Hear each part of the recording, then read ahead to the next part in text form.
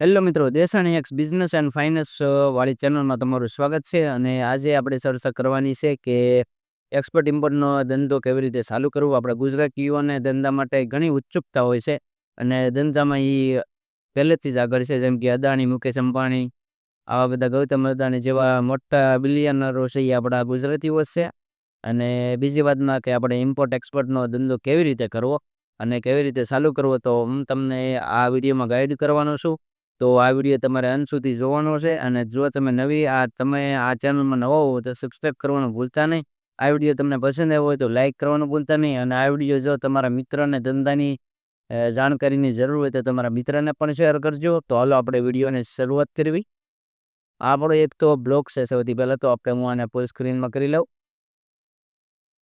ત્યારબાદ હવે આપણે ચાલુ કરવી. તો સૌથી પહેલાં તો એક્સપોર્ટ ઇમ્પોર્ટ બિઝનેસ એવું આપણે હેડિંગ આપેલું છે. અને બિઝનેસ એટલે કે એક્સપોર્ટ ઇમ્પોર્ટ બિઝનેસ કઈ અને કેવી રીતે, કેમ એટલે કેવી રીતે કરવો, આ સંપૂર્ણ માર્ગદર્શિકા આ વિડીયોમાં તમને આપવાનો છું.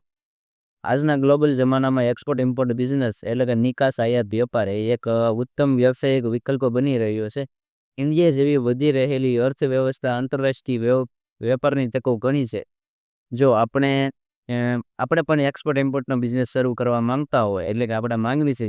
ઘણા બધા મારા મિત્રો છે જેને એક્સપોર્ટ ઇમ્પોર્ટ બિઝનેસમાં રસ ધરાવે છે. એના માટે પણ આ વિડીયો છે. તો આ બ્લોગ એટલે કે આ વિડીયોમાં સંપૂર્ણ માહિતી આપવાની છે. તો સૌથી પહેલાં તો એવું છે કે ઇમ્પોર્ટ એક્સપોર્ટ બિઝનેસ શું છે. તો ઇમ્પોર્ટ એટલે ભારતમાંથી વિદેશમાં માલ વેચવો. તમે જે ભારતમાં માલનું ઉત્પાદન કરો છો એ વિદેશમાં વેચો કેવી રીતે. ત્યાર પછી ઇમ્પોર્ટ એટલે કે વિદેશમાંથી ભારતમાં માલ ખરીદવો. અને આપણે શું એક્સપોર્ટ કે ઇમ્પોર્ટ બિઝનેસ કરી શકવી. તો એક્સપોર્ટ માટે agriculture product, handicraft, textile, spaces, engineer, boots, IT service જેવી આપણે એક્સપોર્ટ કરી શકાય છે. આઈટી સર્વિસ એટલે કે ડિજિટલ માર્કેટિંગના ઘણા ધંધાઓ છે. જેમ કે આપણે દેસાની ટેકનોલોજી નામની એજન્સી એ પણ આમાં કરી શકે છે. જેમ કે આઈટી સર્વિસમાં શું છે કે કોઈ ફોરેન ક્લાયન્ટ હોય છે, એ વેબસાઇટ અથવા તો એપ્લિકેશન બનાવવા માંગતો હોય અને કોઈ સર્વિસીસ જોતી હોય આઈટી રિલેટેડ, તો એ કરી શકે છે. એટલે કે એક્સપોર્ટ કરી શકાય છે.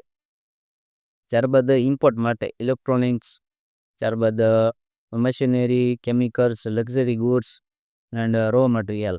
તો એક્સપોર્ટ ઇમ્પોર્ટ બિઝનેસ શરૂ કરવા માટેના પગલાં લગભગ 7 જેટલા છે. અને બિઝનેસ રેઝિગ્નેશન સૌથી પહેલું પગલું એવું છે કે બિઝનેસને રેઝિગ્નેશન કરવાનું છે. તો તમારું કંપનીનું નામ છે અથવા કે ફર્મ બનાવવાનું છે. જેમ કે કરિયાણાની સ્ટોર આપણે જોઈ છે કે એના ફર્મ તરીકે આમ ગણવામાં આવે છે. જે રિસોર્ટ હોય છે એને પણ આપણે ફર્મ તરીકે ગણવામાં આવે છે. હોટલ. ત્યારબાદ અહીં એવું લખેલું છે કે સોલ પ્રોપર્ટીશીપ, પાર્ટનરશીપ, એલએલપી કે પીવીટી .LTD વગેરે તમે બિઝનેસ રેઝિગ્નેશન કરો છો તે પહેલાં તો.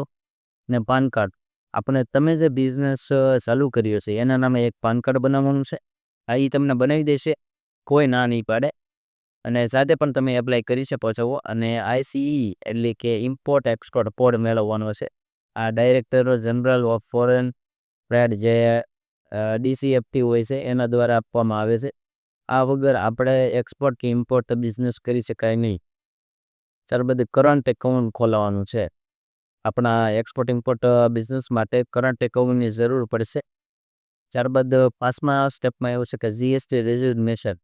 જ્યારે ઇમ્પોર્ટ એક્સપોર્ટ એટલે કે એક્સપોર્ટ ઇમ્પોર્ટ માટે આપણે ભારતમાં ટ્રાન્ઝેક્શન કરવું હોય ત્યારે જીએસટી જરૂરી બને છે. આપણે જીએસટી એટલે ગુડ સર્વિસ ટેક્સ આપણે આપવો જ પડે છે. ત્યારબાદ શિપિંગ એન્ડ લોજિસ્ટિક સાથે ટીમ અપ કરવાનું છે. વિશ્વસનીય ફોરેન ફોરવર્ડર અથવા તો શિપિંગ કંપની સાથે જોડાવાનું છે. અને ઇન્ટરનેશનલ ડિલિવરી સંભાળી શકે એવી કંપનીઓ સાથે આપણે જોડાવાનું છે. અને પ્રોડક્ટ રિસર્ચ અને માર્કેટ રિસર્ચ, આ 7મા સ્ટેપમાં એટલે કે સહેલું સ્ટેપ છે. પ્રોડક્ટનું રિસર્ચ કરવાનું છે. એટલે કે એની માહિતી મેળવવાની છે, શું માર્કેટમાં અત્યારે હાલે છે અને શું ટ્રેન્ડિંગમાં છે અને કયા દેશમાં પ્રોડક્ટની માંગ વધારે છે. અને તેનો રિસર્ચ કરવા ખૂબ મહત્ત્વની વાત છે. ત્યારબાદ ટ્રેન્ડિંગ એન્ડ કેપિટલ છે. આમાં કેપિટલ લખાઈ ગયું છે પણ કેપિટલ છે. તો આપણે જો પોતાની બચતથી શરૂ કરાય છે. એટલે કે આપણે લો ઇન્વેસ્ટમેન્ટમાંથી પણ આ ધંધો ચાલુ કરી શકાય છે. ત્યારબાદ એક્સપોર્ટ પ્રમોશન કાઉન્સિલ અને ગવર્મેન્ટ સ્કીમ તરફથી લોન અથવા તો સબસિડી પણ આમાં મળી શકે છે. ત્યારબાદ ગવર્મેન્ટ સ્કીમ અને સહાયતા, તો આમાં એવું છે કે પહેલી સહાયતામાં એવું છે MEIC, એટલે કે આમાં એવું લખે છે મેચ છે ને લગભગ સ્પેલિંગ મિસ્ટેક હશે પણ એવું છે. તો ભાઈ એક્સપોર્ટ ફ્રોમ ઇન્ડિયા સ્કીમ આપેલી છે અને SEIC અને service export from India scheme એ પણ સહાયતા કરે છે સરકારની છે. આ ઇન્ટરેસ્ટ ઇક્વલાઇઝેશન સ્કીમ એ પણ છે. ત્યારબાદ TIS trade infrastructure for export scheme આ પણ એક સહાય છે આપણા માટે. સરકાર દ્વારા જેવી સહાયો આપવામાં આવે છે. મુદ્રા યોજનાનો પણ તમે આમાં ઉપયોગ કરી શકો છો. ઓનલાઈન પ્લેટફોર્મ જે મદદરૂપ બની શકે. BGFT વેબસાઇટ છે, હું તમને આ વેબસાઇટની લિંક ડિસ્ક્રિપ્શનમાં આપી દઈશ. તો આ એક ઓનલાઈન પ્લેટફોર્મ છે જે આપણે એક્સપોર્ટ ઇમ્પોર્ટ બિઝનેસ માટે મદદરૂપ બની શકે. ત્યારબાદ ઇન્ડિયન ટ્રેડ પોર્ટલ, આ એક પોર્ટલ છે એ પણ હું તમને ડિસ્ક્રિપ્શનમાં લિંક આપી દઈશ. એના દ્વારા પણ આપણે મદદ મેળવી શકાય છે. અલીબાબા ઇન્ડિયા માર્ટ એટલે કે આપણે ઇન્ડિયાની જે વેબસાઇટ છે, મોટી માર્કેટ ઇન્ડિયાની. ત્યારબાદ ટ્રેડ ઇન્ડિયા પ્રોડક્ટ લિસ્ટિંગ માટે છે. આ બધા જ મેં કીધા ત્રણ અલીબાબા ઇન્ડિયા માર્ટ અને ટ્રેડ ઇન્ડિયા આ પ્રોડક્ટ લિસ્ટ માટેની વેબસાઇટ છે. ત્યારબાદ સક્સેસ ટિપ્સ, તો આમાં સ્ટીકમાં તો એવું છે કે 5 સક્સેસ ટીપ મેં આમાં લખેલી છે.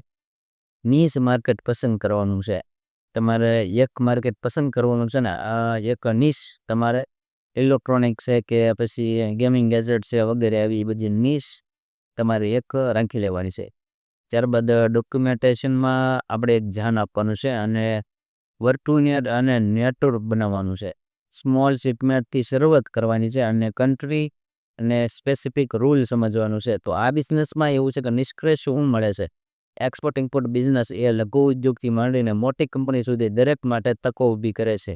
જો આપણે નિયમિત શીખવા અથવા તો એક્શન લેવા તૈયાર હોવી તો આપણે પણ સફળ એક્સપોર્ટર અથવા તો ઇમ્પોર્ટર બની શકાય છે.